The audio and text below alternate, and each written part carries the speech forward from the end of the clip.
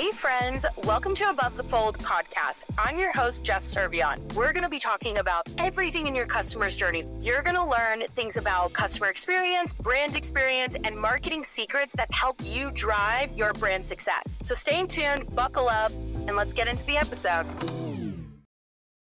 Welcome back to another episode of After Hours Live with my homie today, Larry Thoma, CX specialist. Glad to finally be invited.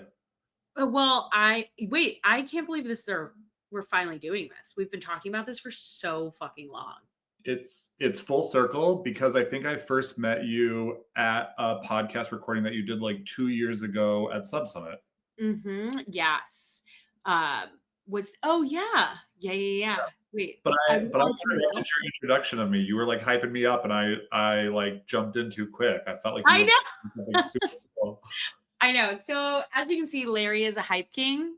And the reason I'm super stoked to have Larry on today is because honestly, like I've talked a lot about like the CPG space and e-commerce and this, that, and the other thing. But like I'm a CX girly through and through, right? That's where I've gotten my humble beginnings. Yeah. And Larry is such a hype king for the CX space. What you do by day, you're at parcelLab, but you're also like a CX specialist. You talk to a lot of different brands, like not about like just returns, like about the overall holistic CX journey and across some really badass brands like Caraway, right? Yeah. I work Caraway. with Caraway, Yeti, Seas Candy, Nutrafol. Dude, yeah. Pantraversy with Hexpad and Caraway. Yeah, but what I love about that is like Nancy and Michael were homies. Like we all hung out together at Lead Summit last year, and they even like snuck off, got some Chinese food, traded shop secrets. Like I love that when like competitive brands can get together and still share knowledge, right? Yeah. I mean, it's all good in the hood, right? But the other thing to add is Larry also is on the beginning stages of starting like a CX community called the CX Mixer. Originally, you started it as events off of like other stuff. And now you're venturing into the podcast world. When am I coming on your podcast? I know, right? I'm trying to be you now, except I can never be as cool as you. I'm just a boring Midwest dad. But yeah, like events within an event, right? Like, and now taking that like network that I built and kind of starting to do a little bit more of a podcast. I don't know how you do this so much. Like watching yourself back on camera, I'm like looking other places. I'm not bringing the energy that I'm thinking I'm bringing in my head while I'm talking to guests. Like you make it look so easy, but there's a lot of work that goes into this stuff. Dude, I'm going to tell you a secret, and I don't want people to think this is egotistical, but it's looking at yourself. It literally is. Because right now I'm actually looking at myself, but it looks like I'm looking directly at you. But if I look at you, yeah.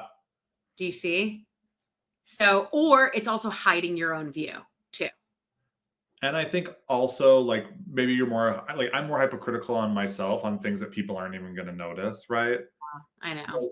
Like I'm just telling myself people listen to the podcast in their car or like while they're working and eating Taco Bell and they're not even watching me anyways or something. I mean, yeah, like video podcasts are really good, but it's like it's also a lot of work too to like put it on YouTube. That's why I record video and audio. I prefer both. Like I prefer to be able to like repurpose it a lot. I don't know. It's just hard. It's hard making content out there, and it's hard also scaling Cringe Mountain. I like exactly what you were saying. It's like not trying to like be critical of yourself, you know? Yeah, I know. I always joke that like God couldn't give me a 6-pack and a good personality because I'd be like way too big of a, I think you said like LinkedIn hoe yesterday. Like that would be me. I would just be like out here doing like shirtless content on LinkedIn, talking about customer experience while I'm doing sit-ups. So just a fat dad with like a semi-fun personality. Okay, hold on. We're not gonna say derogatory things about ourselves. It's still body positivity. I own it.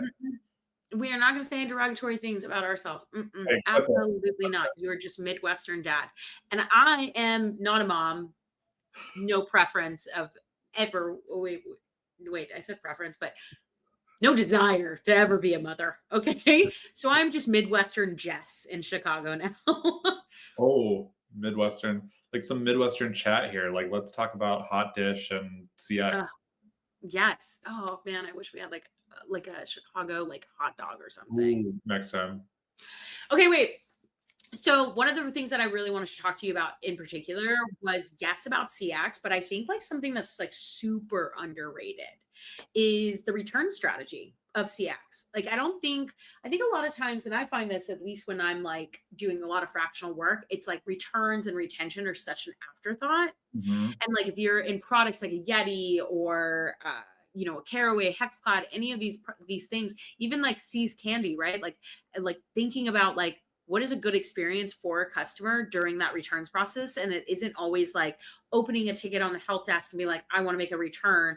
It's like how to like develop that returns strategy to retain and to also like provide a really good experience. So these are the things I want to talk to you about. Are you cool with it?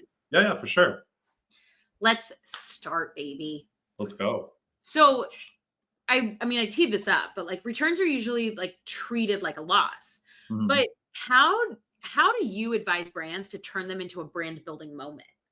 Yeah, I think like when you think about returns historically, it was like, hey, you got to offer free returns, you got to offer free exchanges. You want to make it as easy for the customer as possible to return something. And I think now it's evolved a little bit where it's like, it's okay for brands to charge a restocking fee. It's okay for brands to charge for returns. It's okay for them to make a little bit of friction for that customer while still automating a lot of stuff. But I think the power that I'm talking to brands about is how are you segmenting that journey to turn it into like a community moment, right?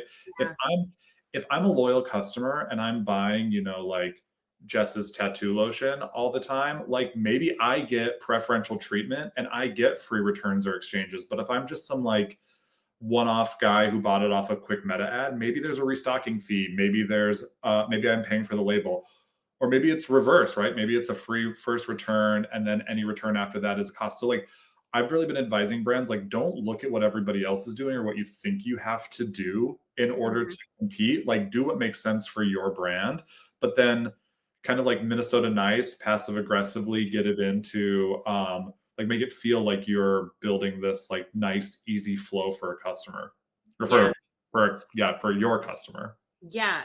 Well, okay, so on that same vein then, what do you think the most overlooked touch point is in that post-purchase journey that actually drives retention? Like I know we're talking about returns, but like just anywhere in that post-purchase journey. Yeah, well, for round returns, I think it's what like, where do you give the customer their money back, right? Mhm. I think that like what kind of social economic climate are we in right now? People are losing their jobs, there's layoffs happening. If I bought Mhm. something and I get laid off and I return it, I don't want you to hold my money for like 10 to 15 days while it has to get back to you. You have to inspect it, right? Like I might need my money back now. I've changed my mind on it. Same with like, so it's like, I think a big overlooked one is like, where are you refunding people? Is it when you drop it off at the carrier? Is it when it gets to the warehouse and you inspect it? How quickly are you getting people their money back? That is a huge touch point because I think while, yeah, you're giving them their money back, you're also creating an experience where they're like, okay, I'll shop with you again. Like I had a good experience because the returns experience was good. I think on the outbound side, uh, and this is like such a nerdy like deep dive into it, but so many brands when the label is created in Shopify, and maybe you saw this a lot with like the brands that you talked with, but like you have your order confirmation, then you have your out for delivery, but it's not actually out for delivery. You just created the label for it to go, right?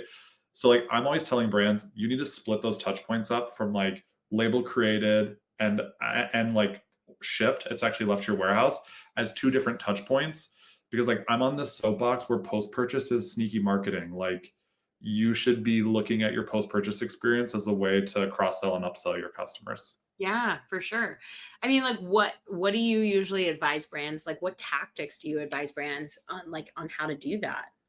Yeah, so originally like on the outbound side, we talked a lot to brands about how are you segmenting the journey? Like, how are you treating a man versus a woman versus a first time versus a VIP versus somebody in Chicago, somebody in Minnesota, right? Like, brands have so much data on their customers and they're just not leveraging it post purchase. But now I'm talking to people about like, how are you recommending products? How are you educating customers? Like, I think that Oh, here we go. I'm on a call. Sorry, see, Midwest Dad here. I know. It's after hours, right? So I talk to brands about like you should be recommending products in your post-purchase emails if you're not already, whether it's static images. I don't know, give me some images of a product that you have too much in stock of and you hope that Yeah. someone grabs it. But also like a lot of brands I'm talking to, like how are you using your post-purchase experience as a way to educate your customer? So if I'm, we joked about like Caraway, but like if I'm a cookware brand and your post-purchase emails are your most opened emails. So like when it comes to marketing, like use that as a moment to like maybe don't tell me my order's out for delivery or it's delivered. Be like, Jess, get excited, your product's arriving, and here's like how to use it, or here's how to style it, or here's a creative way, and like put some kind of like user generated content in those emails. Like they're still Yeah. transactional, but there's such a good way to like sneak some marketing in there. Yeah.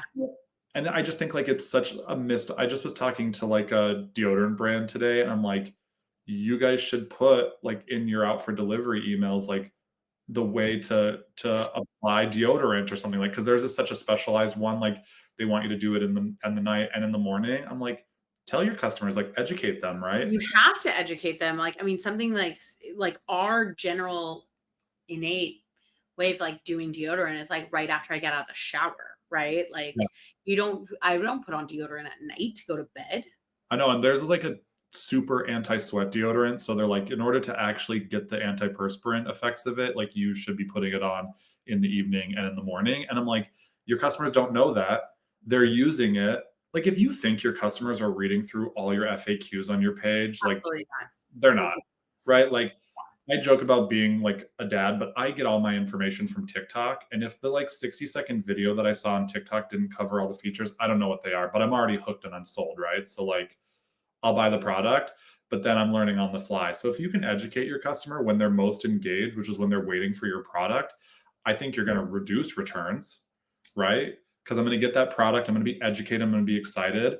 And so I'm not going to return it because I know how to use it. And then maybe you've like started building community before they even get their product. Yeah. Yeah. I mean, well, I think like that piece of it, because like one of the questions I was going to actually ask you is like, how do you advise brands to go from reactive to proactive CX? And before you answer it, but like my tactic is actually like building that community and education, right? Because that's how you answer questions before they become questions. And in the example that you're giving with this deodorant brand, it's like no customer knows that they need to put it on deodorant at night and in the morning, right? That's like such a strong education moment, but also to your point about even just building community overall, like you can't just sell a product and just be like, cool, it's going to get done, you know? And I think like let's be honest, like what does that then do when this brand does this? It gets somebody to use the product twice as fast. So then what are they Yeah. going to do? Place another order. They're excited. I think you work with a lot of food brands, and I think like right, like give me some tips and tricks on like ways to. I just saw your chat with Nate the other day, right? And Nate was hyping on I think his Instagram or something, some like salad crumbles. I don't know if I bought those online. Give me some like different ways to use it, and I'm going to go through that jar faster because I'm using it on more than just salad.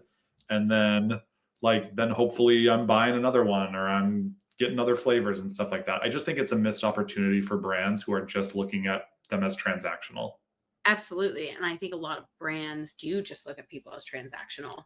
I mean, are you allowed to talk about Yeti at all? I mean, I can't talk about specifics, but Don't talk about the specifics, but I'm like, even just from like your point of view, I'm really interested on like how Yeti like bridges the gap from like retail to D2C. Like, what are they doing differently? And like, I don't want you to like give me very specifics of like what they're doing in their past, but like even something that's just like impressed you. yeah, I think what they do really well is that they were the first ones that I really saw who jumped on this like product recommendation in the post-purchase emails. Like they Mm-hmm. came through and they were like, and if you think about it, Yeti does what they do really smart is they have colorways that are more specific, like that are really highlighted on their D2C page. Mm-hmm.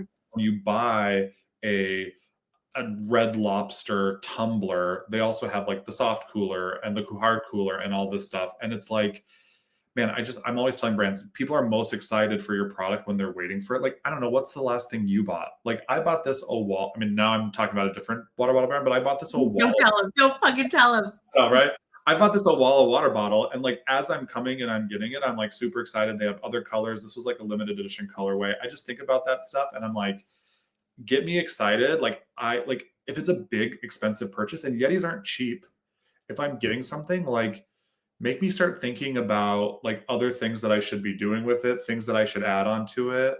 Totally. I mean, totally. That's like cross-selling and upselling, right? It's like, people collect these water bottles, but also like my friend Charlotte, she's the founder of Char Charms, sorry, not Char Charms, but Char Charms. Yeah. And she's like got such like innovative stuff that she's doing with water bottles and like just like other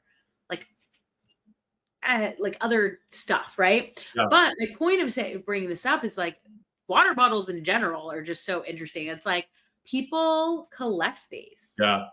My husband wants me to throw out every swag bottle that I get. Like he literally is just like, stop coming home with them. Just stop. The swag brand or the swag bottles from? The swag bottles. Yeah. Like the swag bottles, I hate a bottle that is a reusable bottle that's tough to clean.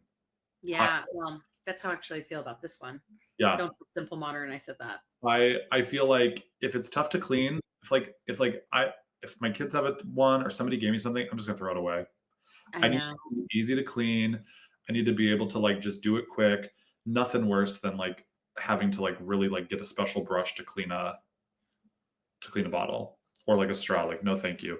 Dude, I mean, this is Simple Modern, one of your clients. Okay, good. This one like baffles me, right? Because it's like, this is really hard to clean. It's like, I have this. Yeah. And then I also have this piece of it, but I want to literally, I want to open it and like scrub it and I can't. So I like put it in the dishwasher every night. Simple Modern, if you're listening, if you listen to this episode, why are you not educating your customers like Jess when they order online and they're waiting for their delivery to say, hey, Jess, get excited. Your cup's on the way. Here's some care and cleaning instructions to how to enjoy your cup to the fullest. Dude, let's actually go look at this. Hold on. We're going to share our screen because I have really been trying to figure out how to clean this for so long and I cannot figure it out. And what I'm curious about is is there instructions? Yeah. Hold on. I can present in here. This is also fun. Let's influencer seed some people on how to clean how to clean and care for your tumbler. Like, I think. Okay, here. So I'm the Trek tumbler. Wait, did you see that UX? No. I like clicked on it and it like click to the side. Oh, it's not going anywhere. Oh, there we go. Okay. All right. Let's read in some instructions. Dude, what is happening? Quarter turn lid, leak resistant, dishwasher safe. Okay, well, we know that because I be putting it in the dishwasher. Yeah. Care guide. Yeah. Tumbler lid and straw are top rack dishwasher safe. That's it. See, and then I do know Simple Modern launched this new like powdered drink mix. So like I haven't ordered Simple Modern online, but maybe they I hope they're including like links to their drink mix in there. Like, hey, your order's delivered. Here's free shipping on some Trevi drink mix. Yeah, I mean, a great cross sell. Yeah. I would even say like on the PDPs, man. Yeah, I think hot. They do have it. It's right here. Yeah, not there, but that's what I'm saying. Like, is it something where like I buy it? Like, are you looking at me enough where you're like, okay, they bought a tumbler, and this is their first time buying, and they've never bought Trevi before. Let's target that person with a post-purchase offer of like, hey, your order's been delivered. Hope you enjoy it. Here's 10% off some drink mix. I think like that's the conversations I'm talking to brands about all the time. Get like hot take, get marketing involved in post-purchase. They're not transactional. There's like this world of CX versus marketing that needs to be involved. And, and like like collect reviews on delivery, stuff like that. I just think, I mean, they've got strong reviews. You got to go in there and be like, how do you clean this thing? Wait, what I want to know. Okay. This is what I wanted to know. Some cleaning. There's like nothing in cleaning. Oh, well, hold on. I'm in 1-star and 2-star reviews. No. Okay, let's see. But like, do you see what I'm doing from like a customer experience point of view? Like, because now you're trying to figure out, because what happens, that cup gets moldy. I mean, and I'm just speaking from like my own personal experience. It gets gross. You're like, what's on the lid? Let's throw it away. I don't know. Yeah. I don't feel like it's clean enough. I truthfully don't. Because like, I want to clean out this mechanism, but like there's no instructions on how to, or even like what's a good way of putting this in the dishwasher. Yeah. Like, are you ruining it by throwing it? I mean, I'm definitely ruining it. Like, it's coming apart at this point. Anyway. Yeah, I mean, that's the perfect example, because you, like, I think sometimes when I talk to brands, like, they know their product so well, but I had this like mentor one time who told me, who's like, you need to treat your customer like they're 5 years old, and you might know everything about your product, but if it's not super clear, like saying something's dishwasher safe, sorry, we're just too dumb to know what that means. Like, so do I have to scrub it? Do I clean it? Do I put it in bleach? Like what? Like, so I think where you're saying like, hey, there's this space in the lid, like, how do I know I'm getting it clean? Just give me like a little UGC, like a little user generated content. Like a GIF or something. I'm actually helping a brand right now launch. And that's the biggest thing that we're doing is like, because this brand, I can't talk too much about it, but like what this brand is something really like new on the market for breathing. And so there's like 3 different SKUs with it to like how to use it. It's like, of course, there's like mouth tape for this as well, but it's not just mouth tape. It's like other mechanisms. But because it's so new for the customer, we're going down the education route as much as possible to be so like if somebody buys this product, they know how to use it from day one. You know? Yeah. It's going to minimize returns, exchanges, right? Because they're going to know when to use it, how to use it. I think, like shout out Michael at HexClad. He did a really good job building this at HexClad. If you order a pair of knives or you order, he's not even at HexClad anymore, honey. Not even there anymore. So we're giving him like props, and he's not even there anymore. But like he had this vision of like, okay, if I order knives, I want the post-purchase experience to be around knives, and I want like care and cleaning, how to sharpen them, how to enjoy them. If it's a pan, I want like this idea around like, hey, when your pan comes, like get excited, here's how to take care of it.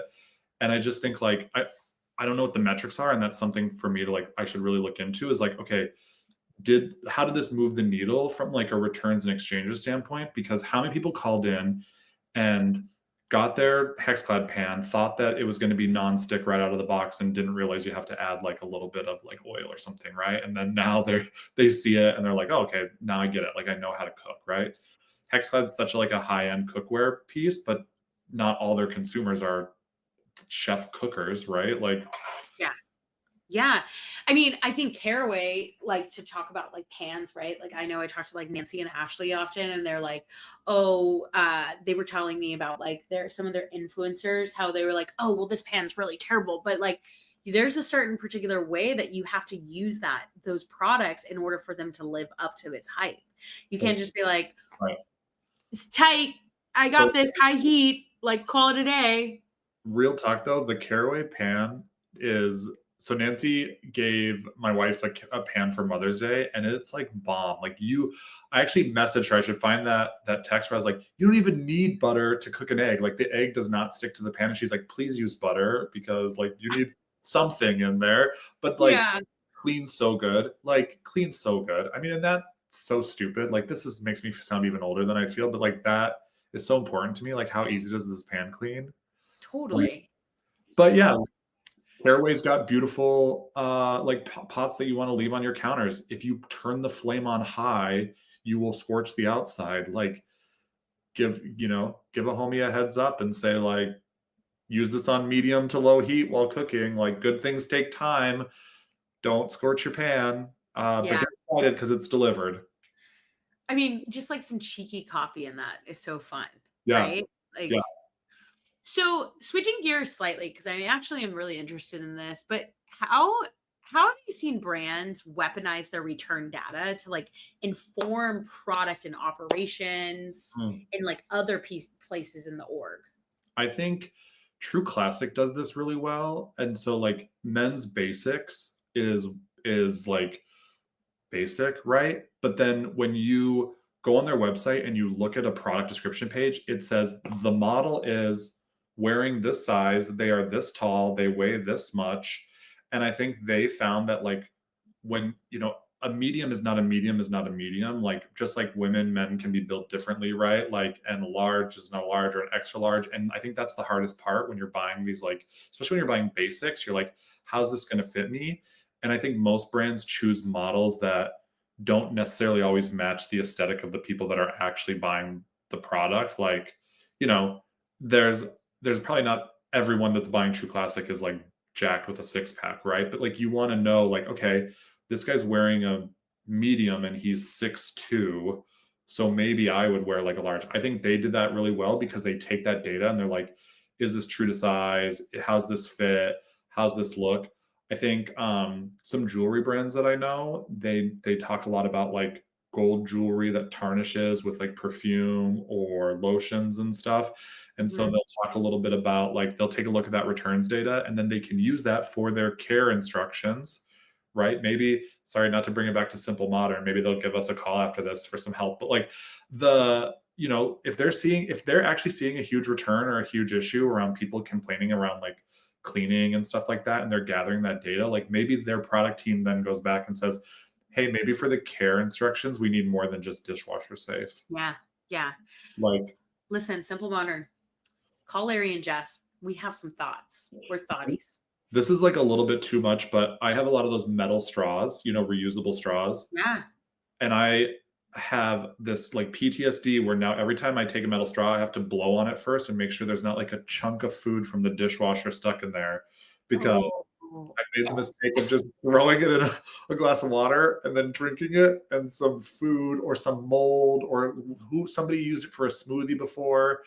And now like, so that's like there you go, little behind the scenes moment for like what goes on in this house. But now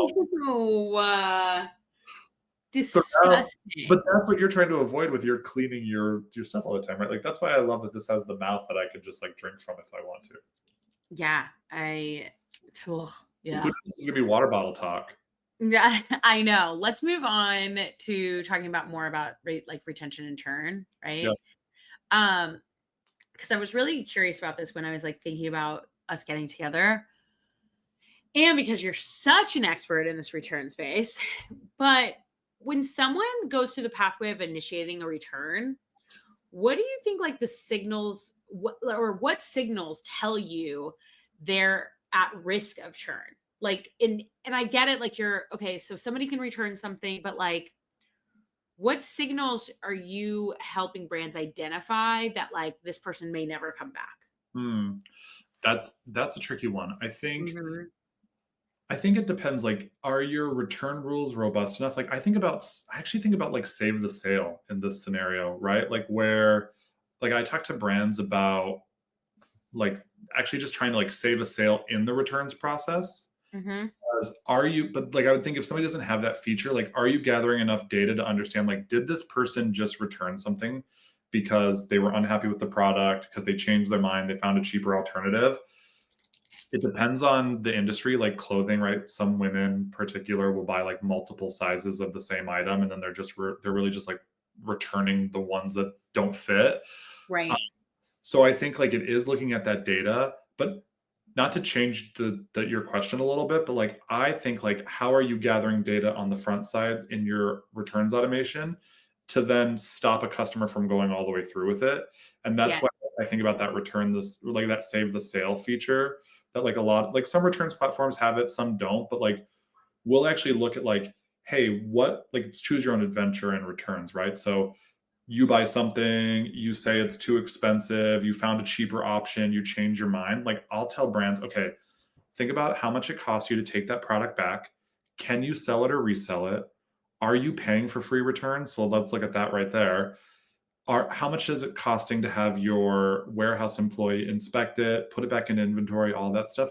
We could probably offer 20% off in the returns flow. Or like, what's your customer service team offer when somebody emails angry? It's usually like 20 or 30% off. So let's automate that. Jess is returning something. She marked in her return reasons that, she didn't use the product, but she found a cheaper option, or she changed her mind, had second thoughts, like wasn't exactly what she was thinking. Let's target her before she proceeds all the way with, hey, what if we give you 20 or 30% off and you just keep the product? And, and then maybe that only comes up like once or twice a year for Jess so that she's not abusing that offer. Yeah.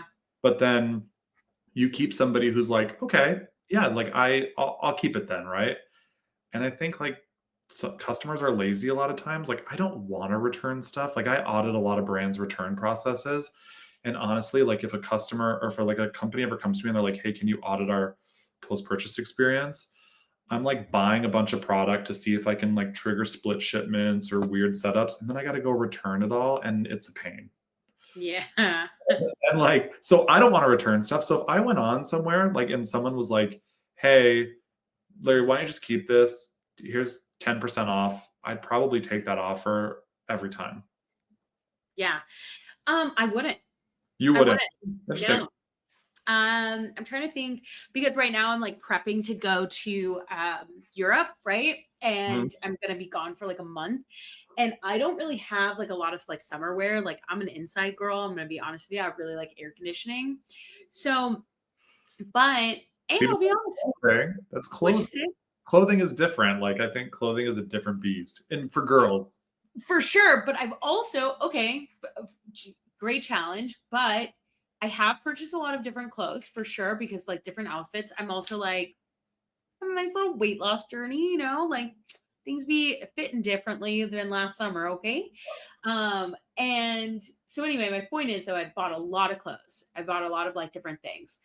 And then I've also just like bought a lot of different items for like just travel in general. Right. Yeah. And the one thing that's always really fucking annoying to me is Amazon's return. So for instance, I bought a lot of like goods to take to travel. And then like I've had to return some of them because I was like, oh, this is too cheap feeling.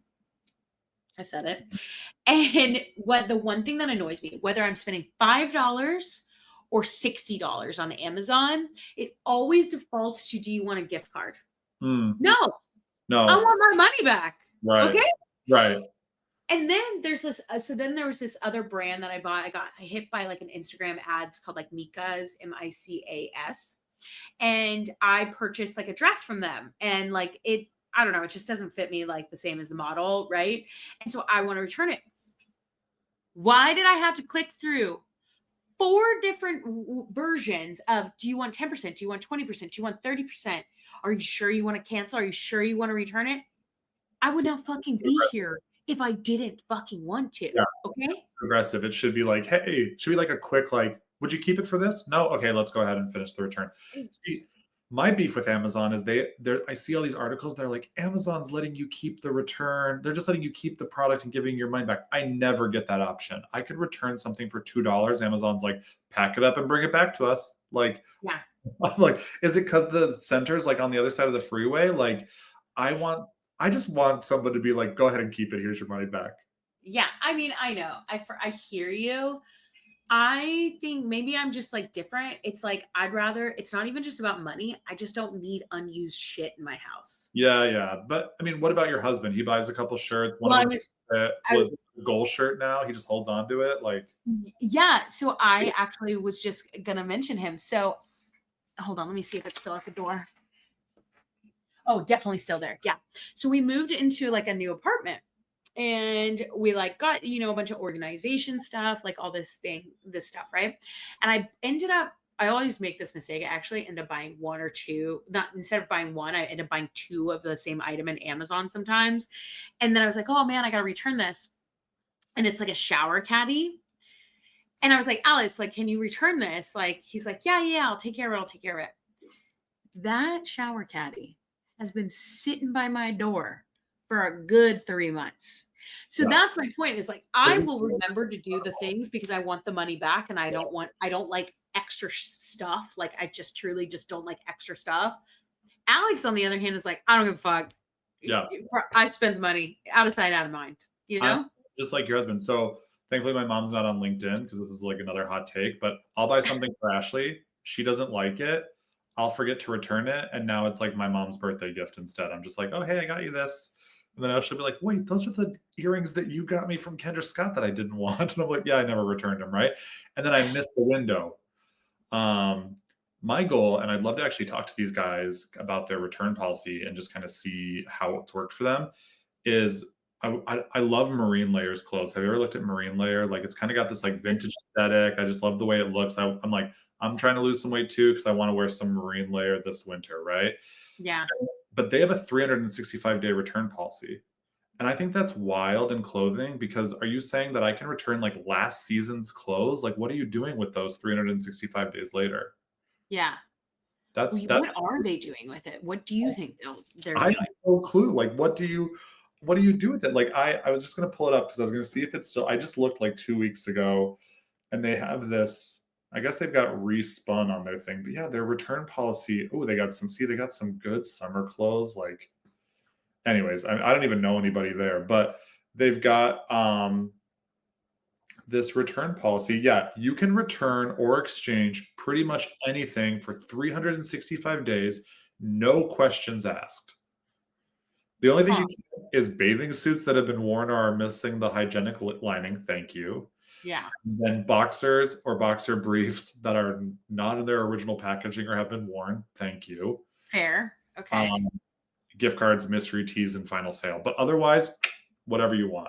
So, like, my question to them is, I buy this, cocktail button up that they've got on their front page here, and next summer, what is today? Today's June 11th. I return it June 10th, 2026. Mm-hmm. Are they reselling it? Are they I don't know. Are they donating it? Like, what are you doing with it? Yeah, I know. I'm like looking. I kind of want to chat to them. Yeah, ask them. If you talk to them, ask them. Be like, hey, we were wondering. I'm gonna do it right now. Hold on.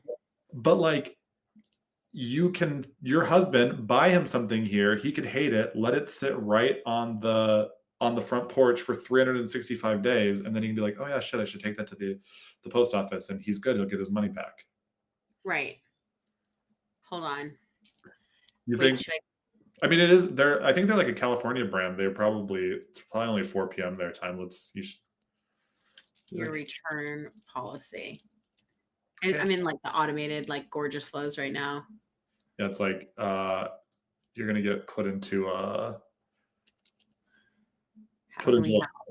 email stuff.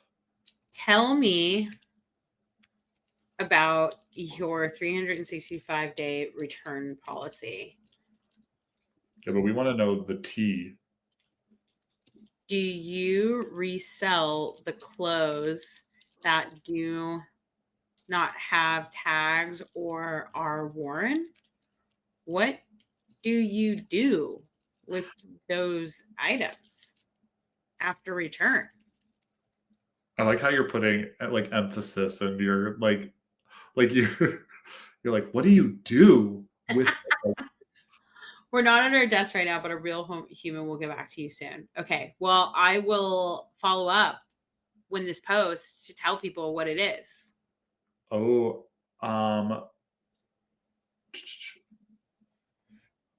oof. Can I drop stuff in the chat? If I chat with everyone in the studio, I just saw this. I don't know if we want to read it on your podcast, but Better Business Bureau reviews when I looked up the where they're like, I'm waiting on the comment. Oh, the private chat. Sorry. Oh, is that a private chat? I don't even know. Yeah. Ooh. It's interesting. It says, I tried the phone number on their website that promises you can talk to a real life human being, and nope. So you're probably gonna get um Interesting. Wait, we're gonna wait. talk about it. This is like public knowledge on the internet. It's nothing bad. It's just like I think it sounds like a confused customer of like Marine Layers respun bags are a complete scam. If you return an item with a respun bag promo code used towards the purchase, then the store credit that you paid real money for is completely forfeited.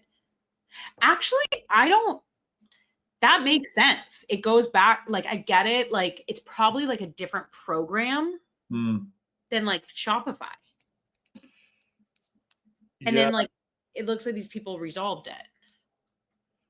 Says we make no profit on the respun take back bags. But it does say that cost a cent sort recycled textile. But I'm wondering, like, how's the respun bag different than their return policy? But like, these are things that I think about when I think about returns. Like, I look at return policies all day long, and I'm like, you know, like chocolate brands. Like, you've got a chocolate background, okay? Yeah, I'd be slanging those chocolate bars. I've been talking to a couple chocolate brands. They don't take returns. Absolutely not. Why would I want to take a return of chocolate? Here's your money back. See you later. But like, or here's an exchange. But what a big issue for customer service teams that are dealing with like these crazy summer heat waves. Yeah. And now all of a sudden all these products are melted. And number one, you didn't tell your customers updated information to let them know like your chocolate bar is on the way so that they could get it out of the heat. But then number two, now they have to reach out to customer service to get their money back because most food brands don't have an automated returns or refund portal. It doesn't have to be. Work with all of the protein brands. Like I know. Like I'm telling chocolate brands, I'm like, it doesn't have to be a return portal. Let's call it a refund portal, and then you build all your business logic in there so that way, like you know when you're refunding a customer and when they have to reach out to customer service, and then. During the holidays when people are buying like a lot of chocolate, like you can cut down on like some peak season costs because you're not having to facilitate all these people who just want an exchange because their package was melted. Yeah. Yeah. I know. Wait, I want to switch it up because we only have probably about 15-ish minutes left. Yeah, and I want to get spicy. Oh, okay. You ready? Sex toy returns. Ew. No. I don't know about it. Okay. This is just about CX stuff. What's one piece of advice you wish more CX leaders would just ignore? Oh gosh. That is a tough one. It's funny because I asked this on the podcast about like busting CX myths. Yeah. I think I don't know. I think like this idea, like maybe it's not even like a CX thing. It's like more of like a technology CX thing, but this like idea of consolidating your tech stack into like there's this like new trend of like, ooh, I want a technology that does everything. Yeah. I think I'm going to have a hot take and disagreement on this one with you. You are. Okay. Because I think like, don't you want somebody who's an expert in like makeup, right? You don't want one product that you just like put on and does everything. You want like things that are targeted for your specific needs and issues. And that way that you can really deep dive and be an expert in that one area. Don't get me wrong, like there's all types of stuff, but I think that like I think the reason why I feel this way is because e-commerce is so focused on customer acquisition and they put everything into Meta and Meta owns everything. So then when it comes to any other technology, support, help desk, everything, they're like, just bundle it. Let's bundle everything. Like I need chat and CX tool and help desk and ticketing and AI agents and post-purchase and warehousing all in like one tool. Yeah. Well, here's where I disagree. Because I deal with brands who are either growing and scaling or they're just launching. And I personally, and I'm not saying like a lot of the tools that can do multiple things. Like I'm not saying like a Gorgeous or a Customer or even a parcelLab or any of these like bigger tools. I think that the Shopify app ecosystem is almost predatory. predatory. Sorry, not predatory. Predatory. Yes. In the sense that it's like you constantly have to like have an app for this or an app for this or an app for that. And so like why I bring that up specifically is like I'm helping this brand launch right now, right? Like I'm actually helping a brand launch right now, and we've been going through their tech stack for like a few weeks, and I'm just like, dude, like we're pre-revenue. Mm-hmm. Haven't made any fucking money yet. All these people are going to be slanging this, that, and the other thing for your growth. You're going to be like, you need this pop-up ad and all this shit. We're a tiny team at this point. It's only 3 of us like doing this. And I'm like, I don't want to fucking go through the analytics of 50 different fucking tools. I want to consolidate. Okay, analytics is different because I think that your analytics should all merge together, right? Everything should tie into that. Yes, like I do agree with that. But I think and you're right, like you're talking to these smaller brands.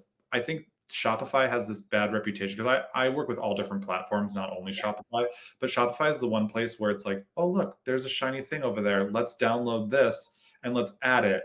And then like, oh, now we need to download something to like boost our site speed. And oh, now we need to download something that's going to like add this. And then I think they do it to themselves. And then they're like, then there's somebody who comes around, they're like, oh, I could do your pop-ups and your chatbot and your, I don't know, product description, AI organization and all that. And then they consolidate it. And then people are just constantly shuffling these apps all around. Yeah. I think it's like, but then so like the two sides of that, right? If I'm launching a brand and it's like, we're just launching, I want to consolidate my tech stack. I want to have like the least amount as possible, because I've also have like launch brands and then gone to that growth and scaling stage where it's like you need all of these things, right? And then on the other side of it, it's like I have worked with a lot of brands who are like growth and scaling. I'm like, okay, we need this because this doesn't make sense. Like let's do this, and this, right? Mm-hmm.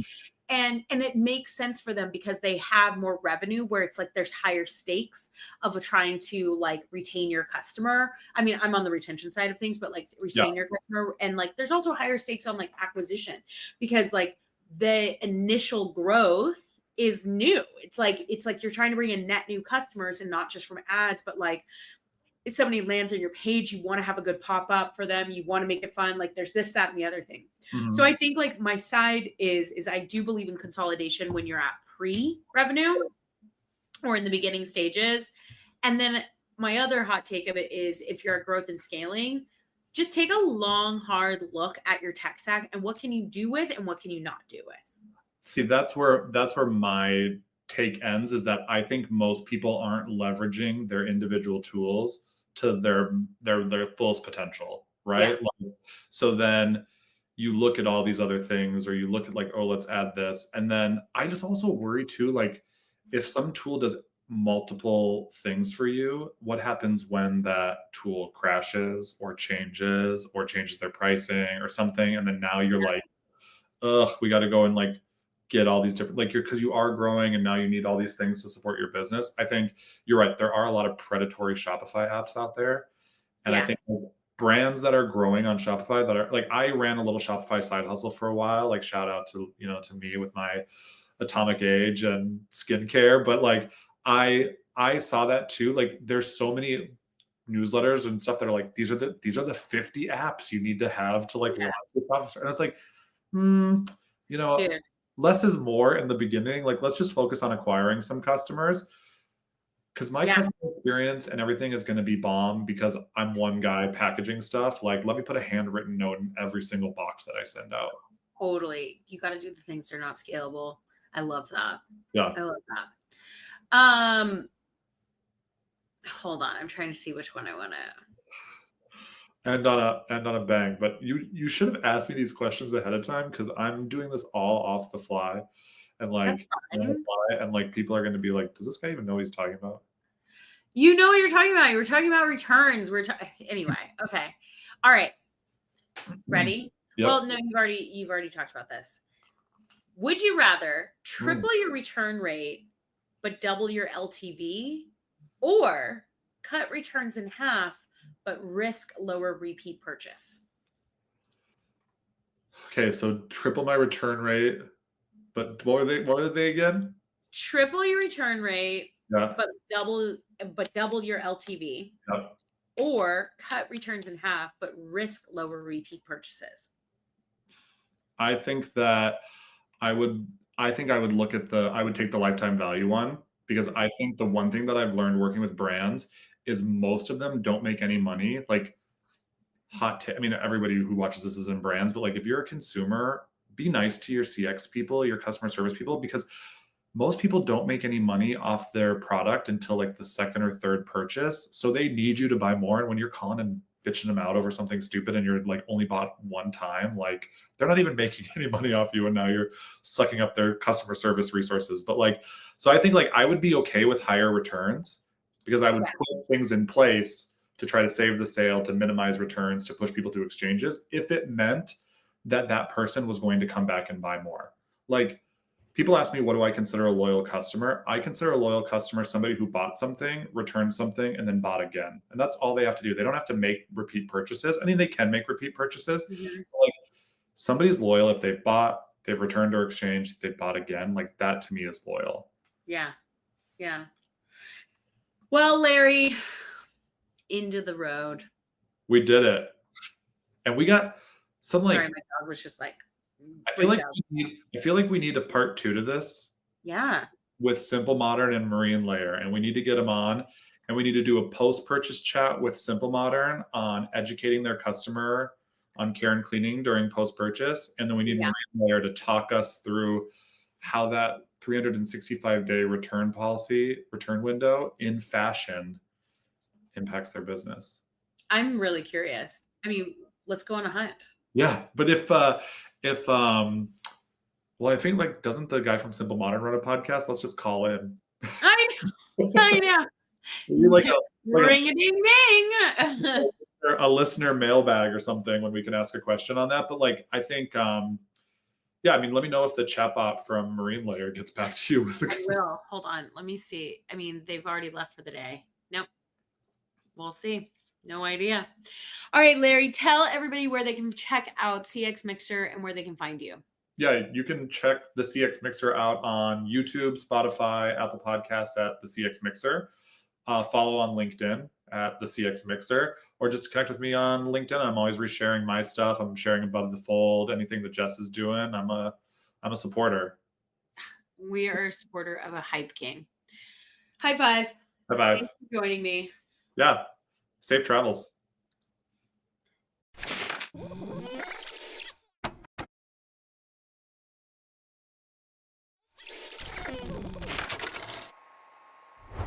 Dang, we've made it to the end of the podcast and you're still here. So thank you so much for listening to Above the Fold podcast. For the best of this episode and every episode, be sure to follow us on Instagram and my YouTube channel. And for deeper dives on the secrets to brand success, don't forget to subscribe to my weekly newsletter, Sunday Postcards.